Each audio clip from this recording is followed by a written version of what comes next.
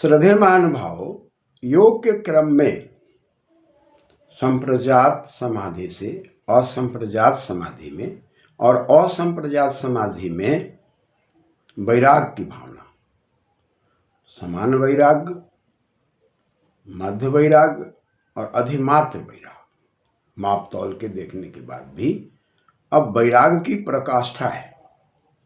ऐसी परिस्थिति में उपाय प्रत्यय समाधि की बात आ रही है। मृदु मध्यादि मात्रत्वा तत्व विशेष है। वहाँ पर परमात्मा के गुण और परमात्मा के गुणों में विशेष, यानी कि विशेष रूप से जो शिशिली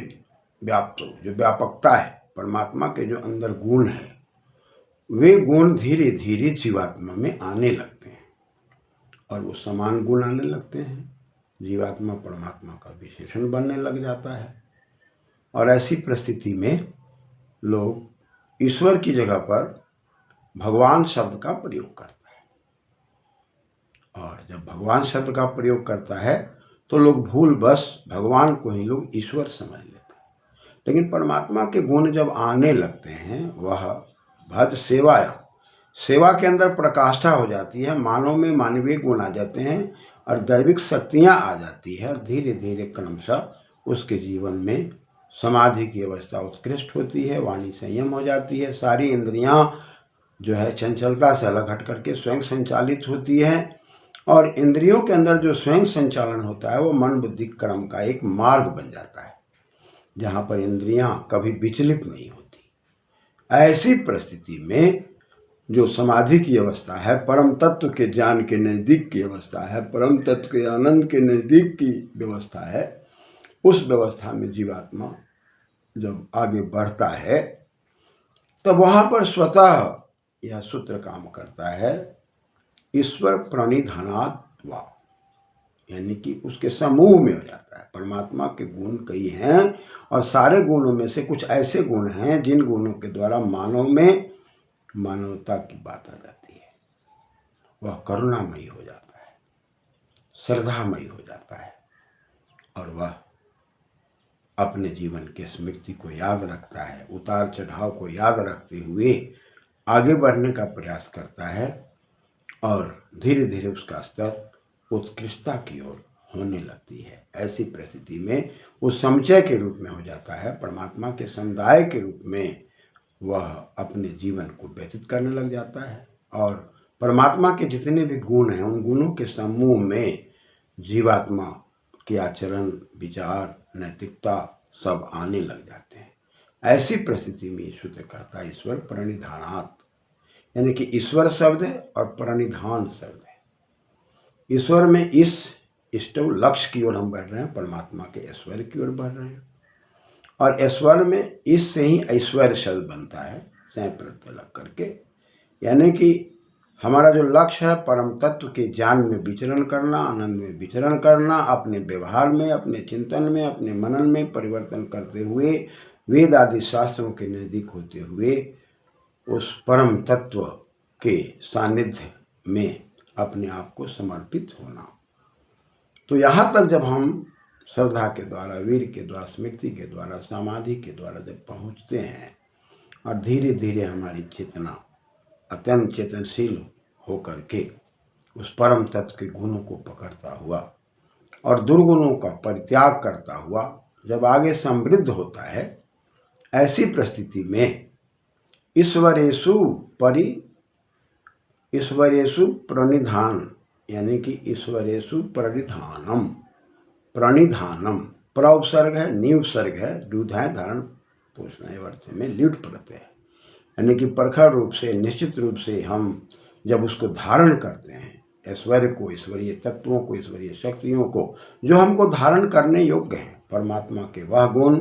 जो जीवात्मा धारण कर सकता है, उसको धारण करके वह आगे जब बढ़ने लगता है तो वह परमात्मा का विशेषण के रूप में दिखाई पड़ने लगता है, विशेष के रूप में उसके अंदर विशेष गुण आने लगते हैं। ऐसी परिस्थिति में यह सूत्र बता रहा है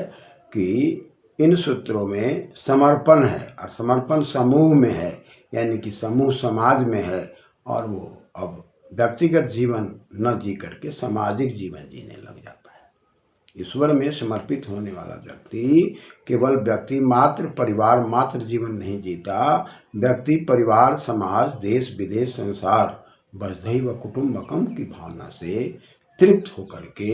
वह आगे बढ़ता है। ऐसी परिस्थिति में न वह देशीय भाषा से अपने आप को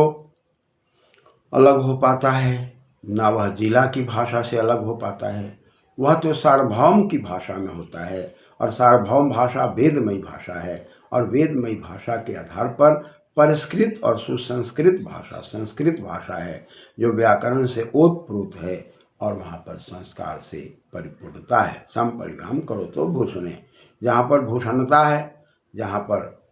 हर प्रकार से वह अपनी वाणी को भाषा के माध्यम से शब्दों के माध्यम से उत्कृष्ट करके अपने जीवन को उत्कृष्टता की ओर ले जा करके परम तत्व की ओर जानने की बात आती है। लेकिन यहाँ तक जाने के पहले आधार जो है संप्रजात समाधि का है और संप्रजात से असंप्रजात में है और असंप्रजात में प्रकृति में विलीनता होना और विदेह में यानी कि विगतः संबंध, हमारा देह का संबंध रहते हुए भी देह के संबंध से अलग हो करके उसमें मोह की प्रकाष्ठा ना हो, मोह समाप्त हो जाए, केवल कर्तव्य का पालन न्याय का पालन और केवल जो धारण करने योग्य है उसको धारण करते हुए, जो धारण करने योग्य नहीं है उसको धारण न करते हुए अपने ज्ञानेंद्रिय को और अपने कर्मेंद्रियों को दोनों को किस उद्देश्य से किस दृष्टिकोण से ये बनाए गए उसका दृष्टिकोण पूरा हो रहा है कि नहीं। इंद्रियों का जो दृष्टिकोण है ज्ञानेंद्रिय और कर्मेंद्रिय का संचालन मन के द्वारा हो रहा है, मन का संचालन बुद्धि से है, बुद्धि का संचालन आत्मा से है और आत्मा का संचालन परमात्मा से है। इस प्रकार से एक व्यवस्थित जीवन जीता हुआ, समर्पित जीवन जीता हुआ, आनंदित जीवन जीता हुआ जीवात्मा आगे बढ़ता है और जब ऐसी परिस्थिति में वह बढ़ता है तब वह समाधि की जो अवस्था की बात आती है जहाँ पर तदेवार्थ मात्र निर्भाषा स्वरूप शून्यमीव समाधि,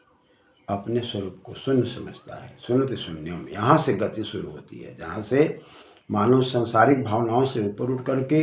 प्रकृति को केवल साधन समझ करके प्रकृति में लिप्त नहीं होता, प्रकृति में संश्लेषित नहीं होता, प्रकृति को साधन समझ करके प्रकृति एक प्रयोगशाला है जहाँ पर परमपिता परमात्मा की व्यवस्था के तहत जीवात्मा को आना पड़ता है और इस प्रकृति की प्रयोगशाला में आकर घर क्या है, परिवार क्या है, समाज क्या है, नाते क्या हैं, रिश्ते क्या हैं, संबंधित क्या हैं, देश क्या है, विदेश क्या है, इन सारे चीज़ों को समझ करके अंत में वह यह जान लेता है कि इन सारे चीज़ों में कहीं भी कुछ भी हमारा श्लेष नहीं है।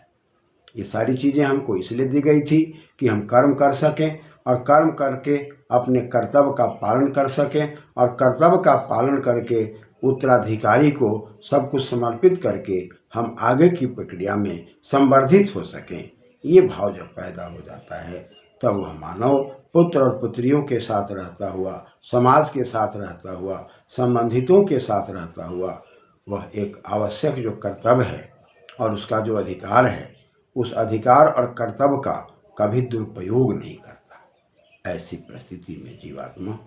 घर समाज परिवार सब को लेकर चलता हुआ अपनी यात्रा को मंगलमय बनाने का प्रयास करता है। हमारी आपकी जो यात्रा है वो अग्नि के साथ है, वायु के साथ है, जल के साथ है, पृथ्वी के साथ है, क्योंकि अग्नि वायु जल पृथ्वी के माध्यम से ही हम इस शरीर में आए थे और इस शरीर को धारण किए थे। लेकिन इस शरीर के परित्याग करते हुए पुनः हम लोग यमलोक की ओर बढ़ते हैं